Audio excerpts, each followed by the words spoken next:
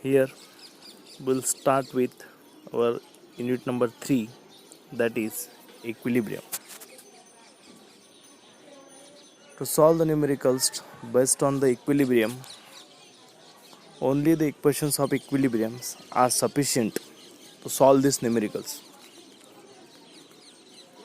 Here either we can solve the numericals on equilibrium by using the Lami's theorem or by resolution of forces. Lami's theorem is applicable to three coplanar concurrent forces. So here we just go through the example number 1, that is determine the reaction of at contact surface. Refer figure number 1. So in figure number 1, there is one sphere having the weight of 500 Newton, which is in the one right angle trough, kept the system is in equilibrium. Their inclination with the horizontal is given, that is 30 degree and 60 degree respectively. Sphere is in contact with the trough at point A and at point B. So while solving the numericals on the equilibrium, we have to follow some steps. Step number 1 is draw the free body diagram.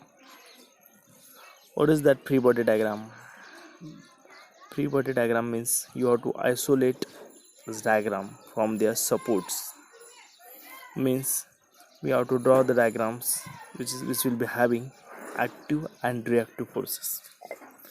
Here W, that is weight of the sphere, will be the active force, and this RA and RB will be the reactive force. So RA will be passing through the O according to the law of translative forces. You can just shift that force from O, and RB is also shift along the line of action. So we will be getting the diagram which will be having three coplanar concurrent forces.